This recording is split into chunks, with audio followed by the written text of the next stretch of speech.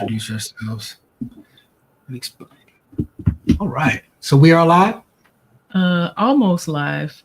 You see, Instagram it takes a second for it to be live on Instagram. Okay. All right. So now we're also live on Instagram. Yep. All right. So welcome. We are here with our partners in Florida. Partners. Yes. No. Over here on the West Coast, Yes. Daniel and Kendra. and over on the East Coast, we got. And Angela. All right. So we're with Living Well today, and we are continuing our series. First of all, this is Marriage Mondays. Mhm. And we are coming on every single Monday from 7 p.m. to about 8 p.m. And our theme for right now is the evolution of marriage. So we are sharing from our own lives and from our own experience how it started with us and how it's going right now. You know, we've been married for 27 years. The Bullocks, how long y'all been married? 22. 22 years. So that's a lot. It's a lot up in here, you know, a lot of wisdom between us. Yes. That we just thought we'd start this series and get on and share with you guys what that was like from the start and how marriage is going right now. And right now, I think it's as hot as ever, right, baby? Yes. It's as hot as ever. We burning up some stuff over here. Yeah. Don't get too close. Don't get too close. You might catch fire. And if you see us with our heads down, it's because we're trying to make sure we share this in all the different areas, so that as many people can hear about it as possible. So yeah. Yep. And what about y'all, Bullocks? Is it hot over there? Is it sizzling over there? It's a whirlwind. Literally, huh? I was gonna say it's a hurricane. It's a hurricane. Father, Which we're not joking about the hurricane. We cover that area of the country right now. We plead the blood of Jesus over us Floridians. Yes. Yeah, especially in the Tampa. We plead the blood of Jesus. Yes. Yes. So you guys know that, Living Well, we are just a family of married couples that kind of share with each other, help each other out. Because we know if you just knew the little tweaks and routines and know that you are not in marriage alone, it would just change your life. We know that changes. It changed ours to know we weren't in it alone. Mm-hmm. And so that's why we're here for you as well, to let you know you don't have to do this by yourself. You can do it in a community. And that's what Living Well is about. So yes, absolutely. All right. Yep. So again, we're talking about the evolution of marriage. We started last week. And last week you just kind of talked about our marriage and where we came from, how we met in Arizona, even though we grew up around each other in the same kind of area in Louisiana. So that was our little love story. And tonight, though, we're going to be talking about the part of marriage that is about raising kids. That part that changes everything. When that little head pop out, even before it pops out, it starts to change everything. Yes. Right? So we're gonna talk Angie about. Dennis, what y'all laughing about? He said that little head popped out. I'm gonna talk about that because I got some memories from the head popping out. So I do too. I think all of us do. I think especially the ladies do. So. Oh yeah. Most definitely. Although I don't know if you felt the head pop out because you feel all of it. Okay. I don't know if you got in the did you didn't have the epidural with the first one? Right? No, with the first two I did not. Okay. But after with Jonathan, I absolutely did. Yeah. I absolutely did. Yeah. Well, yeah, that's a whole long story. I don't know if you want me to tell. It's too long of a story. But yes, with the first two I did, and the third one I did. I have a question. Since you guys shared your story, do you guys want us to give y'all a quick blimp or a quick whatever about how we met and all that good stuff? Really? Go ahead. Really quick? Really quick. Make it really quick. But go ahead. Really quickly. He was checking me out in a church parking lot. And he was like, "Oh, she ain't serving, so I can't holler at her." And then I started serving, and then he tried to holler. And we dated, we broke up, we dated, and we got married. That's the quick version. All right. Now that was too quick. It sounds like he wasn't trying to holler. He did holler. Right. It was a lot more than that. You know, of course, back in my, I felt like I was single, so I cared for the things of the Lord. So and that's, you know, I prayed, and so I saw her. We used to call it the Dust Bowl. Mm-hmm. She was coming late, but that's okay because I was able to, you know. Late. And so I saw her, and she was attractive, but I figured she wasn't serving. So I said, "Well, that's all right." Well, you figured she must be a heathen or something. Well, no, I felt like a carnal believer. So this is what in my head back then. This is in my head back then. This is when I was kind of little. I was still kind of. Well, I'm not gonna say that. I was about to say something else, but I felt like if she served God, meaning if she was serving in the church, then, you know, it wouldn't be too bad for me, you know. But I felt like that's kind of my thinking, and so she started serving. And guess what? She started serving. I was serving in the parking lot, and she started serving in the parking lot. So my prayers were coming together. Wait, Dennis, did you say you did notice Angie initially? Yeah, I noticed. Okay. I saw her before she started serving. Okay, but she wasn't serving, so I just kind of just, you know, kept on moving on with life. And I think probably within maybe a year and a half, that's when we kind of met. And I asked one of my friends when I was going to Bible school. I said, "You know who she is?" He said, "Yeah, that's my girl." And I was like, "Introduce us." Yeah.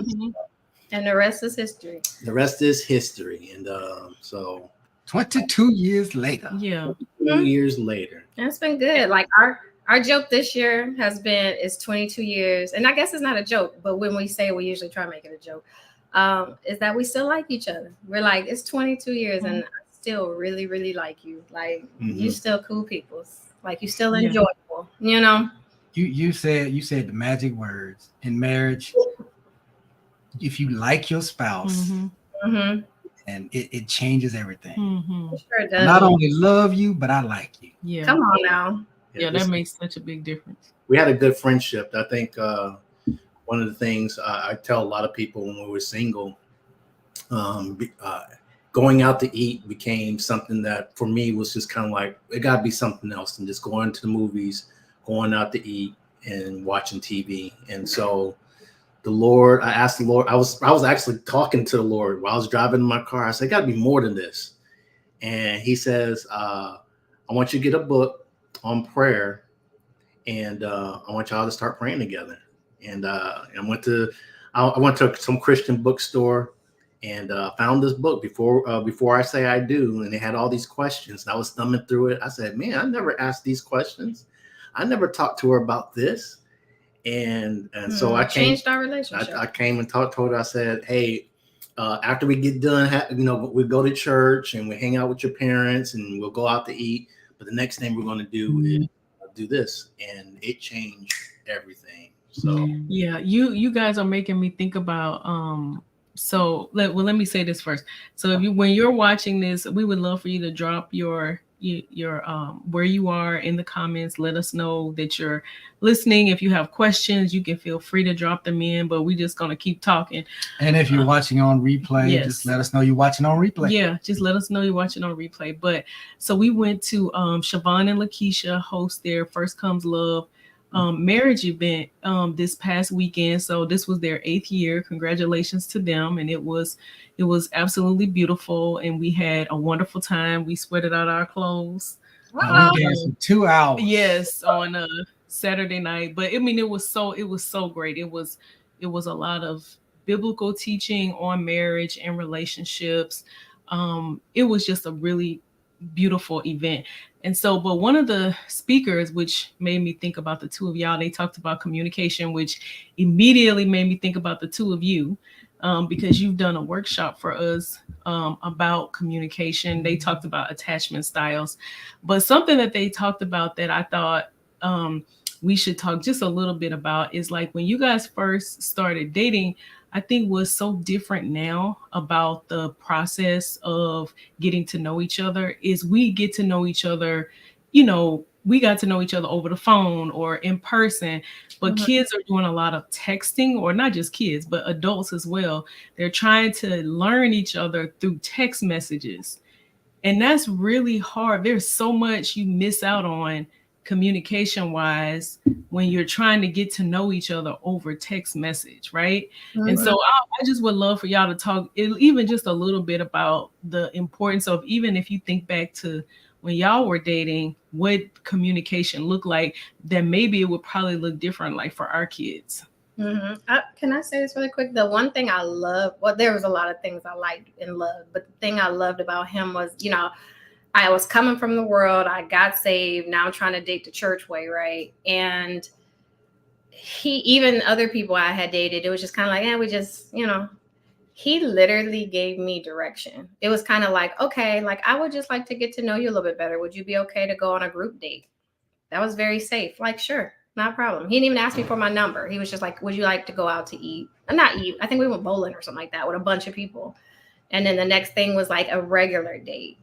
And then like months later, it was like, well, I'd like to get to know you deeper. And then after that, it was like, okay, well, I really actually want to kind of get to know you with the thought of like, maybe this could go somewhere. So I felt like every step of our relationship, he was leading me and guiding me. And it wasn't like, the world, like people just stop calling you and you're like, well, what I do? Or, is this for real? Is he interested in me? Or we just talking, we just kicking it.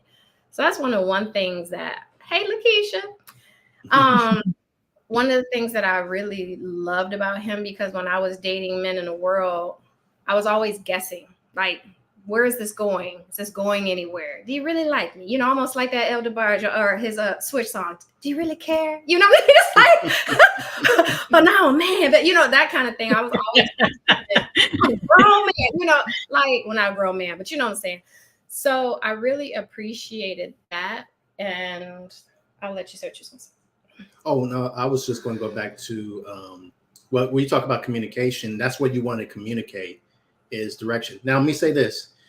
I believe that even back then, communication was a little tougher because you had to have a little more courageousness to step to somebody. That's right.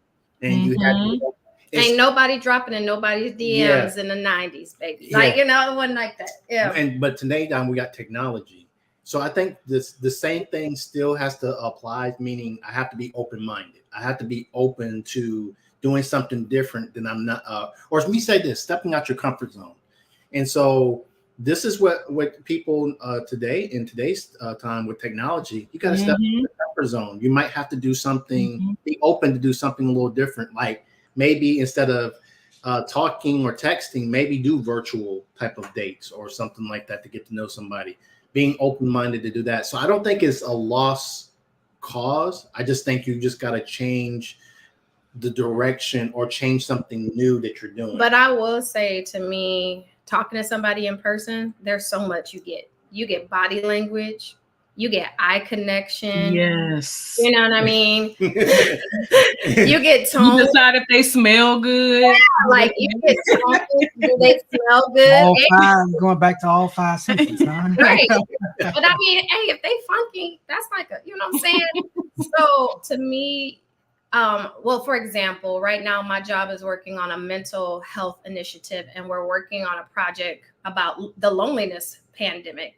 Meaning that loneliness has risen greatly because we have social media, we have the internet, but then we have the pandemic, and people are more like this. And you have to really be intentional now about being like this. It's the same with marriage. You can be like this or you can be like this. And to be like this in marriage, you have to be intentional.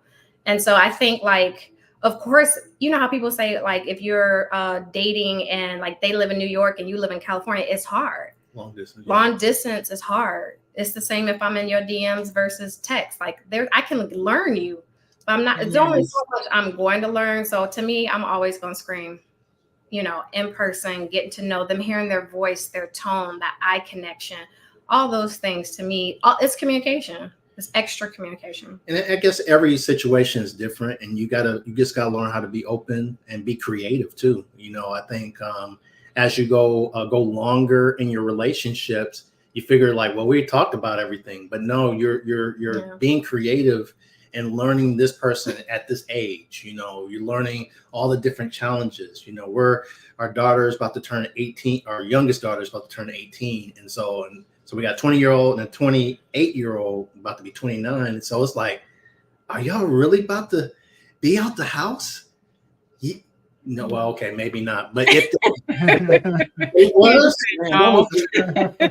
but as I've gotten older, I remember when I was younger, it's like, man, turn 18 and move out the house. Now I'm like, don't go nowhere. You come on. Like, you stay a little longer, save some money, because I think that's the overall theme for where we are today in terms of how it's going now. Back then, 18, boom, I was out, right? But I was too. I moved out at 18. Went to college 18, and never moved back home. 18 now is like, that's a little expensive. Can we chill in the bedroom downstairs and save up a little money? And as parents, I'm like, especially for my daughter, it's like, cool. Absolutely, let's do that. For my son, he can do it too, but he better be on his P's and Q's, right? Not downstairs playing video games. So, right. Yeah. Unless he done made a job out of it. I hope I'm saying the name right. Is it Dejan or Dejan? Yeah, Dejan. Okay. I love what he said. He said, ask open-ended questions, right? And going back to what you said, Daniel, right? Like, to me, I feel like our kids nowadays, they have all this information, but they don't always know how to execute. And so to me, that's part of it. It's like, I don't feel like my kids would know how to even do open-ended questions, right? Maybe my 28-year-old, but not my 21, about to be 21 or 18, right? So to me, it's with kids, I think I might have been like, move out, but now I'm like, let us parent you, let us mentor you, let us help you some, right? And then bye. You know what I mean? But like, it doesn't stop, as you said earlier, Kendra. Yeah, I would like for us to come back to what Lakeisha talked about, having courage in communicating, because when I think about the different stages, like I want us to kind of like move into what we're talking about, the parenting, and like some of what when our kids got to those teen years, what we've had to help them understand about the phase of finding someone and all that good stuff. So you wanted us to start talking about the baby stages or how it changed the marriage. So adjusting to parenthood. So here's a question. How did the arrival of your first child change the dynamic of the marriage? All right. So if we're talking about the evolution of marriage, getting into having that first child, whereas before it was just you. I mean, it took we were married for 4 years before we had our first child intentionally. And what about you guys? How long were you married before you had your first child? We had totally different stories. Yeah, so we had a blended family. So came in with a child, and then seven months into our marriage, even though she was taking birth control, Chris showed up. And so it was I cried and cried and cried. God, we wanted to wait, but I'm glad God did what he did, because he's kind of right stuck in the middle with the age difference between Aaron, our oldest, and so the adjustment of now we got 2 kids. For me, I wasn't tripping. I think it was more of when Chris came along. This is my first, and so and all the other things that we had to deal with him with the pregnancy. I was excited about this newness because I never experienced this before. I'm for me, and so I was excited about the whole thing. I think I was getting up once he was born. Yeah. She was recovering. I was up. I'm feeding him and all that other type of stuff. And so I was pretty much excited during those stages. I think because we already had a child, he had to change how he dated me. So he dated me, but he also dated Aaron. So they would go out and do stuff and put off stuff as a 3-party, whatever. So I think the adjustment was more, okay, Aaron's not the only one. Now we have to focus on this. And so anytime you add another person to the party, there's some adjustments. But I would say we had to come in adjusting, you know. Yeah. How old was Aaron when y'all got married? Aaron was 6 or 7. Yeah, she was 6 years old. Okay. So what did that look like, Dennis, in terms of dating Aaron? What did you do? Well, I mean, when we was dating, I remember our very first date. I just took her out to a place to eat and everything like that. And I bought her these little boxing gloves. And she would hit me with them. She'd punch me and everything like that. I said, okay, let's stop. Pop, pop, pop, pop. You know. So, she liked to punch back. How old were you, Dennis, when you were dating Angie and Aaron? We got married when I was 28, so you had to be 29, 30. Yeah. And we dated for 3 years, right? Yeah.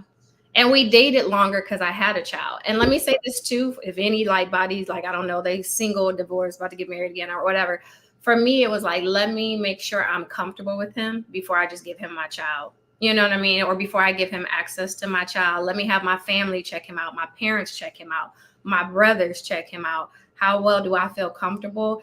And it was very much into our relationship. And then it was like, okay, I would say it's probably maybe the second year of our relationship, but we had known each other for a good minute. And then it was like, okay, let's give more access to our child, you know? Well, for any of the people that are watching this, either on the replay or live, if you have a blended family, we would love for you to share what are your thoughts about what needs to happen before you say I do, in terms of how you court or date that spouse, you know, during that engagement period, whatever it is that would have better prepared you, or that you even look back now and say, you know what, I'm really glad we did that because it did make a difference. So we would love for you to share your wisdom with us too. Okay. So Dennis, you're being vetted, Angie vetting you out, putting you in front of the brothers and the father and some other folks, her sisters probably.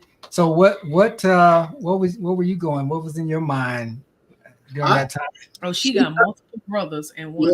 Yeah, I think she tried to scare me with David, but I was not trying to scare him.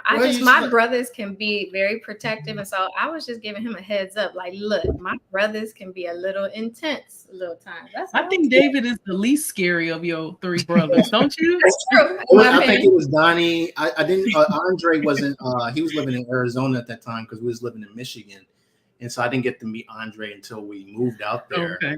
Let me say this. David would harass to no end men that dated that he didn't like. So I was giving him like a heads up, like, I'm just letting you know, my brothers, you know, if you know, it could be a little rough. Like, I'm just trying to give you a little heads up. And then when David met him, it was like they was just instant homies. And I remember going to David like, hey, no harassment, no nothing. You ain't cracking no jokes, nothing. Like, what's happening? And he was like, oh, no, I can tell he got some common sense. He not a knucklehead. All your other ones was knuckleheads. He not a knucklehead. I really wasn't tripping because all my life I had to fight. so for me, it was kind of like I mean, when I saw her family, it was just kind of like, man, and they're going to church and all that other type of stuff. I was like, man, I'm open to whatever, you know. Mm-hmm. I said, if you see my side of the family, well, it can't get any worse than this. And so I enjoyed, getting to know her side of their family. It was very accommodating. It was very nice. They prayed. So it was easy. It was easy. Okay, awesome. So let's talk a little bit about ours. You want us to talk about ours first, or you want us to let them help answer this question? Yeah, let's answer this. Yeah. Okay, and I think we can all speak to this one actually. We didn't have family when we moved out. So the question is how do y'all make a strong marriage without the support of others? Which is a good question. Mm-hmm. We don't have family heavily involved. I think just use this is again, it's my opinion, so I don't want to put a lot of value in what I'm about to say, but I feel like again, you have the Holy Spirit. So I'm going to talk about that aspect, the Holy Spirit, because you can have family, but then you can have not family, but you still need the Holy Spirit in both situations. And I think having the Father being the middle of your marriage is, I think, what makes marriage a world of difference. Makes your marriage strong. Reading, praying together, getting a word from the Lord about your wife. I think those are some of the things that you can really involve yourself with, even if you don't have any support. But you do have other communities that are out here, living well. You got different people that can come in, and you get some of these gray hairs. We can come in and, support whatever you need and everything like that. But my first initial one is, if you don't have anybody, you do have the Lord. You do have the Father. And he can lead you to people. Like, for example, and my mom's very aware of this. My mom's 86. So I have been asking God for women who will mentor me and mother me, so that when my mom does go see Jesus, I still feel covered. Mm-hmm. Right. Mm-hmm. And God has done that. I have like multiple people in my life right now. I've had different seasons where I just felt like I didn't have people to pour into me, and I asked God. Or even how we met the Tillmans. We were at a small group, and we did small group together for years, and we just instantly became support to each other with our kids, with family. And so I would tap onto what he's saying is, like, as you ask God, like, hey, we don't have a lot of family, Lord, but we need support. Like, can you like send us or lead us to people we feel safe with, but at the same time we feel safe with our children? Because that's a big thing too. And small groups and different things. Let me say this. I'll never forget. I think it was both you had a parenting small group. They weren't doing small groups at FCC, and y'all had a parenting group. And we were just going through with the kids. I think I was just kind of like, the group was so refreshing. I was like, I am not by myself. No, all our kids are crazy. They all crazy. Yeah, that's so the word that keeps coming up in my mind, DeJohn, is be intentional. Because when you don't have family around, or even if you do have family around, any strong marriage, for any marriage to be of any kind of strength, you as a part of that marriage has to be intentional in moving the marriage in that direction. Because our default state is apathy. Our default state is to move apart. Our default state is not good, right? It's fleshly. So, and flesh is selfish. So we want to take care of ourselves. But when we are intentional about creating a strong marriage, then we get intentional about, like what Dennis said, getting in the word, being in prayer together, finding a community of folks that are around the same place that you are. So if you're at a stage of having kids, you can, in a community like this, you can find other couples who are having kids at the same time, as well as find couples who've already had kids and may be interested in helping you, right? And so it's just so important for you, whether you have kids or not, to date each other. And don't let that end just because you have kids. And you're like, well, we ain't got nobody, so we can't date. We got to stay at home. No, you be intentional about praying for God to send you couples around you so that you can offload for a little bit and go and continue to date. Because you as a strong couple is going to be better for your children. Yeah. No, go ahead. No, I've been saying this for a minute in our counseling sessions. Sometimes family can become too comfortable. It's convenient, and it's a way to control certain things, But when you get, certain family members that say, "Oh no, I'm not watching your kids," and then you kind of like, "Well, I thought this was you're supposed to do this." No, we're not watching your kids. And so for us, that's what her mom did. Mama. Her mom, we was thinking, we'll bring the kids over and so we can go out and hang out or have a little fun. And she was like, "No, baby, I raised my 5. She was like, I'll be here for emergencies only." And I was, hey, Janie out cold. But we had to find other people, and it may even be not so much family for babysitting or family for support in your marriage, it could be asking God for a couple that's stronger than you marriage wise, who can pour into you, who can be a listening, you can go out to eat with, and you can, iron sharpens iron as well. I'm sorry to cut you off. No, it's okay. I don't really have much to say about it. I think that like one of the things I've been reading about or listening to someone talk about is like our society has shifted so much where we used to raise our children in a community, right? You used to live near your parents and your grandparents and your cousins and your aunts, right? That's how me and Daniel were raised. We were raised with a lot of family nearby. We moved to Arizona. We don't have that. So we then have to create family, what that looks like. And so I would just say be open to support looking different than maybe what you thought it was going to look like. And maybe it coming from people that you did not expect. Now, people that you vetted, right? Of course, if they're going to be around your family, they're going to be around your children. You want to take your time with who you let into your space and all that kind of stuff. But it might look different than maybe what you originally thought, and that's okay. It don't mean that the people that you thought were going to be there don't mean that they're bad people, that they don't care. We know Angie's mom is a wonderful woman. She loves her children. She loves her grandchildren. She loves her family. It's just like she's like, this ain't my ministry, so figure it out. Like, this ain't my season. Yeah. Yes, exactly. So hopefully that helps. Okay, good. He said thank you. So because there was a season where we had to take the kids with us. We had to be creative. The parks, it was just part of our life. Thank God that when we was taking longer trips, we had my brother. He had moved down, and he was able to watch the kids occasionally. But it was for a season where we had to. I was taking the kids to the park all the time, and then we had to figure out other stuff with them. Date nights was with our kids. And so, Dejon, I would also say that if you're not in a small group, that's a great place to find couples that have the same faith values, who are in a season that you're in. Yep.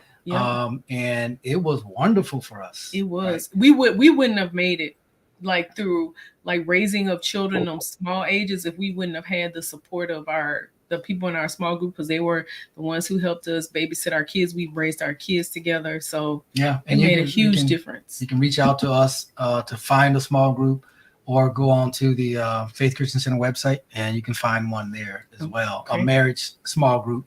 Because if you can also find the other groups too, but if you get into a marriage small group, it's going to specifically meet the needs that you have as a married couple. Yeah. So, Mr. Coleman's out in Texas. So Texas, they know how to do church out in Dallas, Texas, Dallas, Fort Worth, Texas. Yeah, because he did say he was in Texas, Dallas, Fort Worth, Texas. Yeah. Okay, they must have moved, because I know they came to a couple of our events here in Phoenix. So, well, congratulations on your move. Hope you guys are doing well out there. Yeah, your firstborn. Yeah, congratulations. Yes, congratulations on your firstborn. I was thinking the same thing. Yes. Congratulations. I'm gonna do a quick little commercial break. So we are small group advocates, and I'll talk about that another day. But that isn't the only aspect of this ministry of what we do. It is the primary way that we support couples. So the number one thing we always gonna point you to is, are you in a small group? Who are you connected to? That's always going to be number one. Twice a year, we host 2 events, because another pillar, I would say, of our ministry is helping you to like each other, right? So we believe that part of how you live as husband and wife involves you actually liking each other. And so we have 2 opportunities a year for you to come together with your spouse for a really fun date night. Or a day date, is some people call it. And we host those in June. We host an event in June that just passed. And then we also host an event in December. So this year on December the 14th, we are doing a Winter Wonderland luncheon. It is going to be so much fun. Winter Wonderland. Yes. And right now we have the early bird registration for that. I'm going to post the link in the comments so that you can go and check out our event. And we would love to have you join us. So it is loveforrealevents.com, and that'll take you right to the actual event itself. So I'm going to share that, but then I'm also going to share the link to our church's website, because the church actually has our event listed on the church website as well. So right now, early bird registration is all the way until November the 1st. So you have time. We do have a limited amount of spots for it. So we would love to have you join us. It is an amazing time, and we hope that y'all will come out. So all right. So now you want to transition us to what's the next season of parenting you want us to talk about? All right. So what are some key lessons that we learned first of all in the adjustment period? What are some key lessons that you think we can share from that time of not having a kid to the kid coming into your life and you having to stay up all night long because they won't go to sleep? Our kids did pretty well, though, I think. Yeah, they did. Right. So what are some key There's lessons? A lot of other lessons. It ain't just the sleep, but yeah. Sure. Well, share one. Share one that comes to your mind. Like, okay, from what stage though? From the stage of not having a kid to now you're caring for a little one. Like the adjustment. It was stressful. It was very stressful being a parent, because you go from it just being the two of you to having a person that needs you for everything. And I mean everything. They can't even wipe their own butts. They can't wipe their own noses without you. They don't care. They don't care. They don't hold up care. Their head. They can't hold up their own head without you, right? And so I really feel like first of all, I could talk about parenting for days. I don't feel like we talk enough about how emotionally exhausting being a parent actually is, because it requires so much of who you are. And if you don't learn how to be more selfless from marriage, you won't learn it from being a parent. You won't learn today. Yeah, because the kid, when the kid comes out, it's selfish. Yes. Right. Yeah. But it still needs Full to of be self. taken care of. Yes. And Or it'll die. Right. Yeah. Or it's still. So you have to give all of you. Yes. And they don't have to give none of they them. Ain't got to give nothing. They ain't got to give you diddly squat. They like, you're the one that did the do to bring me here. So take care of me. Yes. Take care of me now. Yeah. So that, to me, that shift, it was just like when we got married. It was like when I got married, I really found out how selfish I truly was. I didn't think I was a selfish person, but when I got married, I realized I am very selfish. I want everything my way, and my way is the better way, right? And then you have kids, and then you like, oh, okay, I thought I had worked out, because me and Daniel waited 4 years, because we had the privilege of waiting 4 years. Y'all got the wham bam. No. So did my best friend Erica and Chris. They got pregnant like in the first, I think they had Faith probably like the first 6 months of marriage. They got pregnant with Faith, but we had 4 years. So then now, okay, you moving along. Okay, we got us a nice little rhythm, and then bam, baby comes, and it's like, okay, I see another layer of selfishness, right? That I have. So what about y'all? I would say giving grace to yourself. Because I always look at it like when I'm in new seasons, it's like, let me be gracious to myself. But mind you, I didn't learn this till a couple of years ago for myself. But I was definitely not doing this, especially when I had Aaron. That was rough. But it's like, oh, this is a new season. I've never had to know God this way. Like, yeah, this is uncomfortable. Yeah, this is change. But I'm made to lean on him. Like, I'm created to be dependent on him. Like, as human beings, we want to be more independent. Like, I got this, I'm good. I can do this. Where he's like, come to me, all who are weak and heavy laden, heavy burden, and I will give you rest. You know what I mean? Like, he's like me. And so to me, of course, I always go through the season where I'm trying to do it. I don't know why I ain't learned a lesson. Like, you know what I mean? But I'm always like, I can do this. I got this. And then I'll hit the wall and be like, no, I don't have this. And then it's like, let me be gracious to myself and let me ask God, how do I do this? Because I ain't never been here before. Because to me, every child changes the dynamic. Every season of your kids, teenagers, young adults, it changes the dynamic. It changes how you feel as a parent or as a person. For me, kids was a lot of fear. You know what I mean? I'm like, I didn't want them to go through the things I went through and all this other stuff. But then we had to really be focused on making time for us. And then I had to focus on making time for me. And so to me, it's being gracious to yourself. You ain't never been here before. You know, it's a different season. For me, you know, I want to, Dennis, before you share, I would like to ask the guys, fear that we feel around parenting, do y'all feel that same level of fear? Okay, so yes and no. Okay. Let me give you my yes. There are times, you know, especially when you have your kids playing sports and they get hurt, you're automatically thinking the worst. Well, you're thinking maybe they could break a leg or, you know, something like that. But I think when I talk about the yes, there's fear because, you know how back in the day we grew up, we're right on the top handlebars of a car. We're right on top. We wouldn't be right, like we'd be on top of the handlebars, no helmet or anything like that. And we'll on the back of trucks, everything. Everything like that. And we'll just go home and we have a lump on our head. What happened to your head?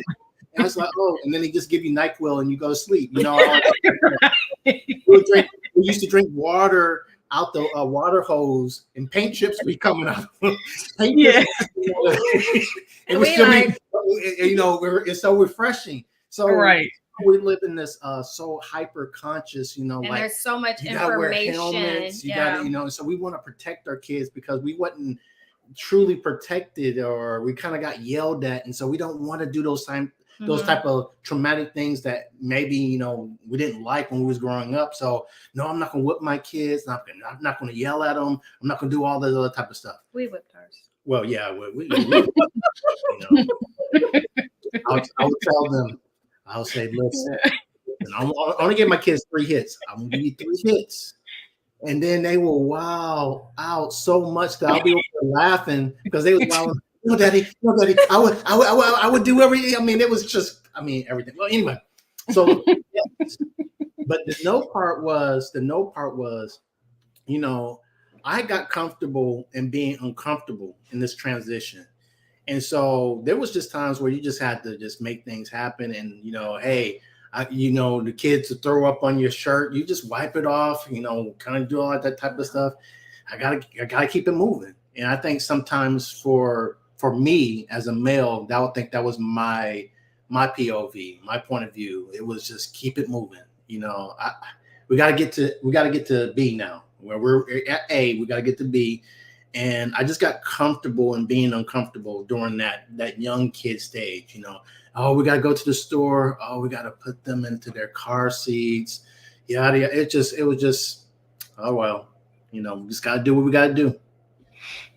Yeah, for me, I think, I don't know that the feeling was fear, but at times there was helplessness, a feeling of helplessness as feeling like I as a human is inadequate to take care of this human, right? So there was a lot of prayer and just leaning on God in those times where I felt helpless. So anytime your child, at least mine, there was a time where Nathan was in the hospital with a lump on his neck, and we didn't know why or what was going on. And you're some like, type of virus, you're like, there's nothing I can do. Right. I don't have the knowledge, the skill. I wish I could just go in there and move his neck like a chiropractor and fix it, but I can't. Right. Yeah. So that was a feeling of helplessness there, where you just turn to God and say, Lord, you know, work your miracle, work with the doctors. Let's get him healed. There was a time he ran. I think it was Nathan. Yep. He came home from a football game or something. He ran to the backyard, jumped in a chair. The chair was unstable, and he fell and hit his lip on a brick. And so the brick went through his bottom lip. So he had a hole in his bottom lip. And, you know, I just shook my head and was just like, Lord, he gonna be all right. There's nothing, literally nothing I could do. And I always say to Kendra, it's a miracle kids make it out of childhood. Like, it really is. So I think another thing for me was fear of the future. Sometimes you always tend to thinking ahead, forecasting, and you would have some type of fear. Are they going to be able to do this? Are they going to be able to make it through this? Because you had a slight expectations for them, but then you would see how they was executing or how they didn't think through things. And so then you have these internal fears. Are you just going to be this? Are you going to be, you know, so I did have those type of fears too for the future. It was kind of like present. I was like kind of getting through things, but future, sometimes I did worry a lot and I had some fears. Yeah. I like I said, I did a lot of praying because I mean, a traumatic experience for us is I had a sister who died when she was young, I think 3 or something like that. And I think, well, we think she drank something that like a household cleaner or something.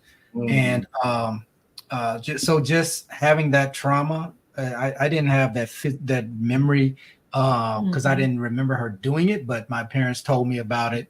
And I've seen her pictures. So those types of things are things always making sure we had the baby locks, we had the things you put in the outlets and you know to try and protect them and stuff like that.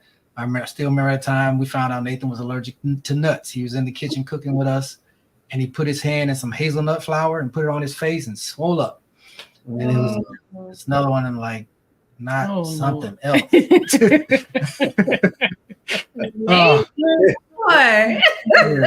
Yes. No, he's been through it. Yeah. Almost cut his finger off one time with some scissors. So yes. So those that's where you just like you pray a lot and you put all the stuff in place to try to keep them alive. But let's talk about the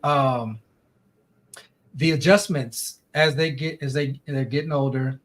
And how did you maintain time for each other while caring for them?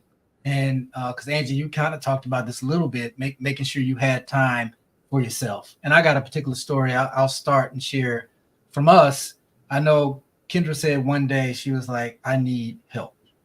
Right. And I don't know if I asked you if you need help or you just told me you need help, but it was one of those things where we decided that, you know what, on the weekends, I'll take the kids. And it was one of those things where I think Kendra worried a lot about my ability to take care of them. Right. And so she wouldn't relinquish that. And so leaving the house and leaving me in charge was like, I don't know about that. But, it's like, and we joke about this now, but there's a point in time where she came to a realization, you know what, we had these kids at the same time. We both learn how to be parents at the same time. And I said, go do what you need to do. So she started a book club and she would do running and that kind of, and when she came back, she found out that the kids were still alive, right? They didn't pass away. They weren't taken care of the way she would do it. Right. They might've got a few more crackers or, you know, maybe they were Lunchables or whatever, but they were still alive. Yeah, that is so very true. I remember I just had to let go because I'm like, Dale is a great father, he's a great husband, and it doesn't matter. Like what difference do it make if they had a Lunchable for dinner? Who cares? Like they're kids. To them, that was fun. They got to eat a Lunchable for dinner. You know, it didn't even matter.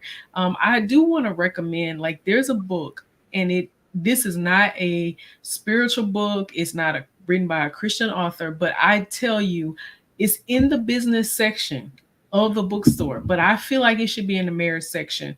And it's called Drop the Ball, and it's by, her name is Tiffany DeFoo. And what that book is about how women specifically can let go. Like, so how you can do more in less time when you learn to let the other people in your home take responsibility for some of the things that are happening. And so that means you have to relinquish a lot of the control that you have in order to allow that to happen. Mhm. And that's what I did. And it didn't happen overnight. It was something I did very slowly, that it took me, Naya is 23, that it took me 23 years to do. But it happened in phases over time where I got better and better and better. But yeah, that's what I agree. I just wanted to chime in on that. What about you guys? What would you say to that question? I feel like for me, it might be a little bit different for him because I had Aaron when I was 21. And once again, I remember when I came home from the hospital, I was expecting my mom to help me. And my mom, she came to my door with like a bottle and a burp cloth. And she was like, so here are the instructions. Good night. And I remember being like, whoa, you ain't gonna help me? And she was like, no, you got to figure this out on your own. Yeah, you a mama. I don't want tough love right now. I need help. But I always tell Erin, she's like the child who really helped save me and help mature me and help grow me up, because I had to make a decision at some point. Am I going to be a parent? Like, am I going to really parent? Right. And so I think because I already had that, meaning like I already had people who were helping me. I already had like a support. Like I already had like all these different things put in place because I was a single parent. And I was used to making all those adjustments. So when we got married, for me, it was kind of like, okay, let's find some help.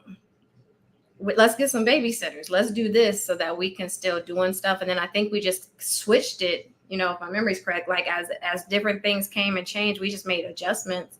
And then when the kids became teenagers, we was like, oh, y'all can stay at home by yourselves. We out. So, yeah. Yeah.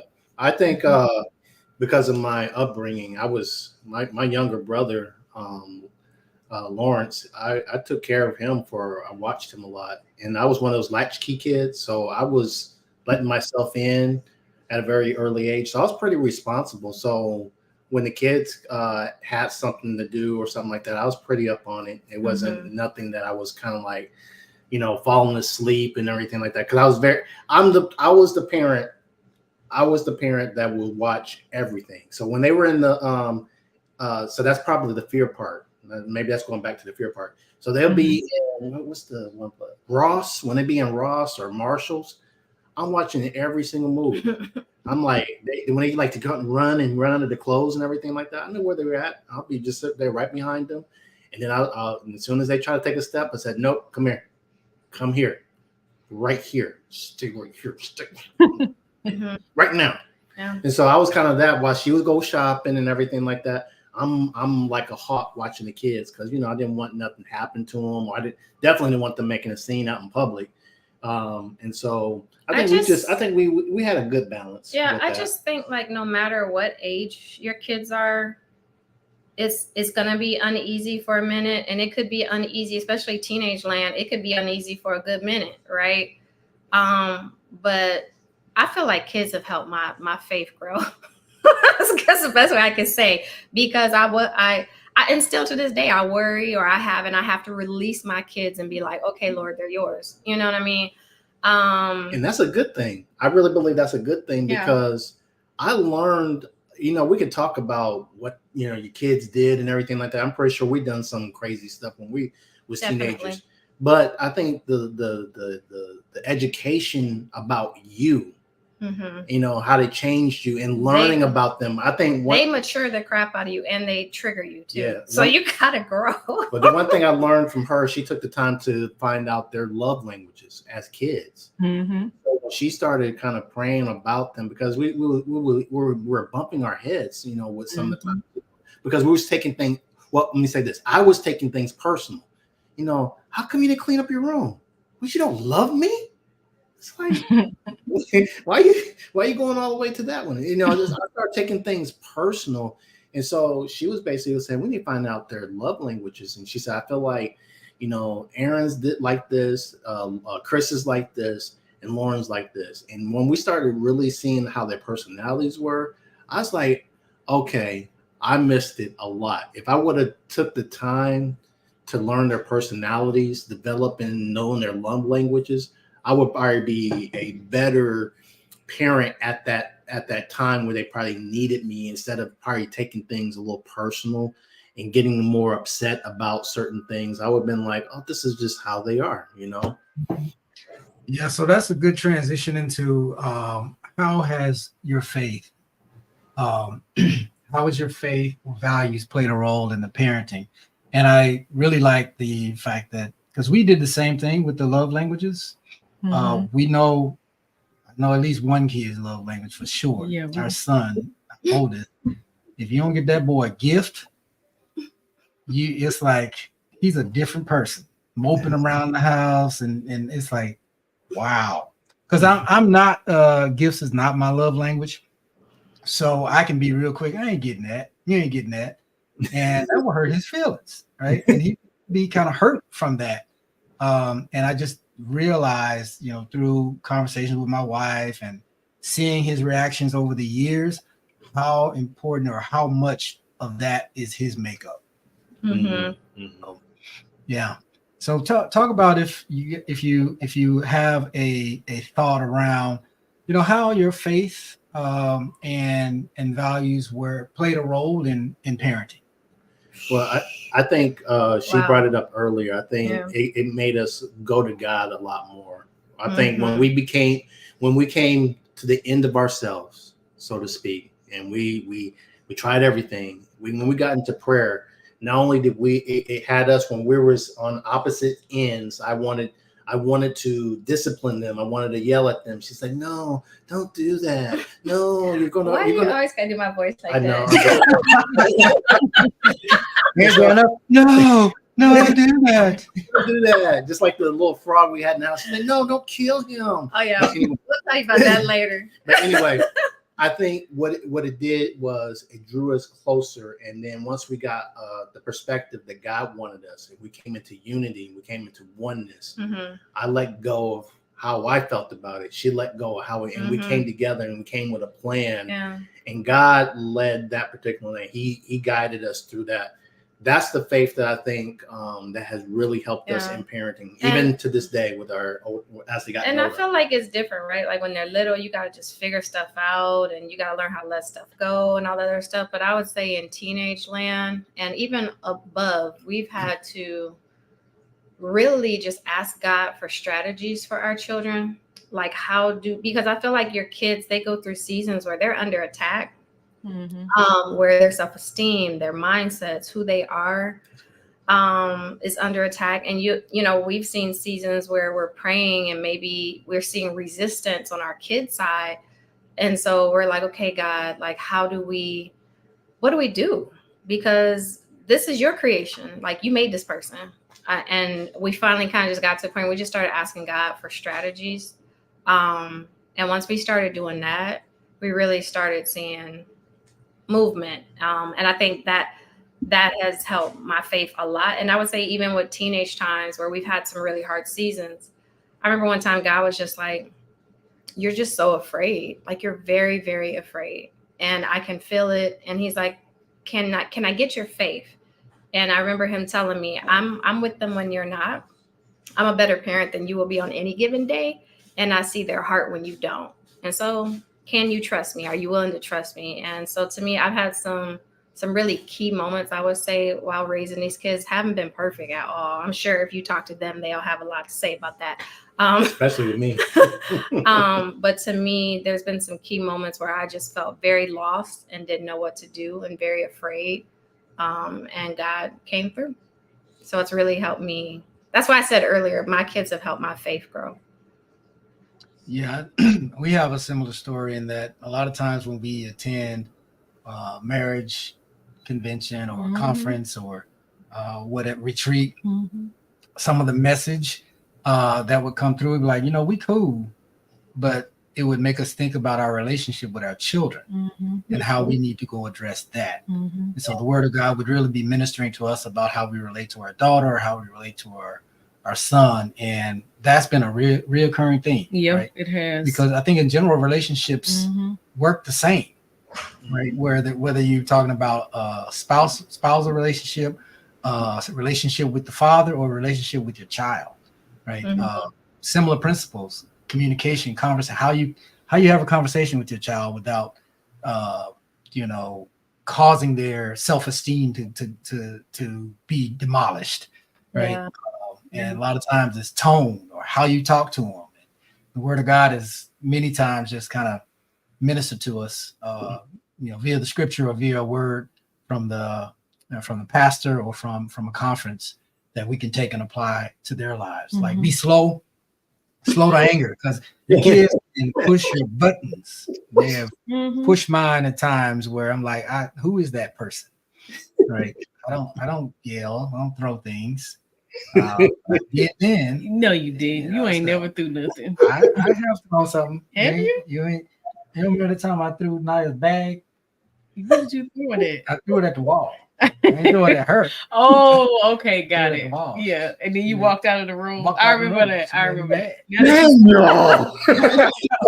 he was real. He was hot under the collar. I was like, who is this, Lord? I have never seen him do that before. I had to repent. Yeah, and I came and I was like, "Are you okay?" Because I ain't never seen you do that before ever. I threw something. I threw something before too. I threw it and I was trying to throw it at the wall, but it curved, and I must have do a curve, and it busted the window. Oh, it was like this.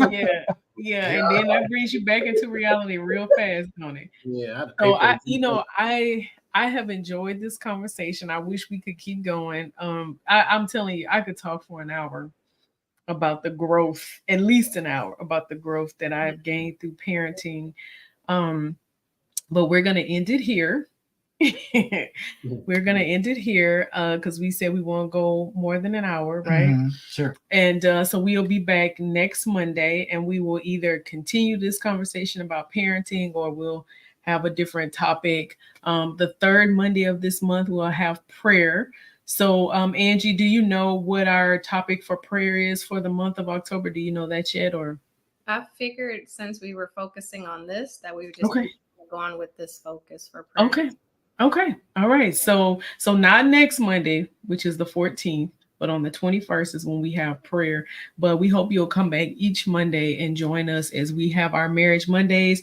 If you have suggestions for topics or things that you would like us to discuss, we also have a link that y'all can use. If you give me a second, I'll let y'all chat while I pull up that link for them. Okay. Yeah. I was going to say, even if people have like prayer topics that they want, that to send it to that too. That'd be a great idea. If you got any prayer requests, we can definitely bring that into that Monday. So topics or prayer requests, and we definitely can keep it anonymous or whatever. So cool. Yeah, and we're talking about the evolution of marriage, how we started and how it's going now. So I think the next time, one of the things that we could potentially talk about next time is adult children, right? So what does it look like now that our children are adults? How does the parenting role change? Because it definitely does. It doesn't go away, right? That whole thing, once you're 18, you out. Nah. I guess you could do it that way if you wanted to. But my heart for my children is, if I'm going to partner with anybody, it's going to be those children that I raised for 18 years, right? Want to have a very intimate and deep relationship with them, for the rest of their lives. So, right. And that doesn't end when they turn 18. It doesn't. Right? It doesn't. Right. Right? Most people agree. So that's something that we could chop on a little bit on our next time. And if we have something, again, we could talk about this area forever, but we are going to move on at some point. Okay, I'm putting the link in the comments. So when you all watch this, again, if you watch it on replay or not, if you go to slido.com and use this code. Okay. I'm gonna share it to the screen. Okay. Okay. If you use this code, you can anonymously ask us any questions that you have. So you can either leave a question, you can have a topic that you want us to cover, something you want us to pray about as a topic, whatever it is. This allows you to share your requests anonymously. We will have literally no idea who sent them or whatever. So I know sometimes people feel more comfortable sharing their questions or requests if we do it anonymously. So go to Slido.com and use the code 1939792. Slido.com 1939792. Yes, for your prayer requests and any topics. All right, y'all. So, all right, Bullocks, it was great talking to y'all. We had a great time tonight, and we hopefully will see everybody else next week. Peace.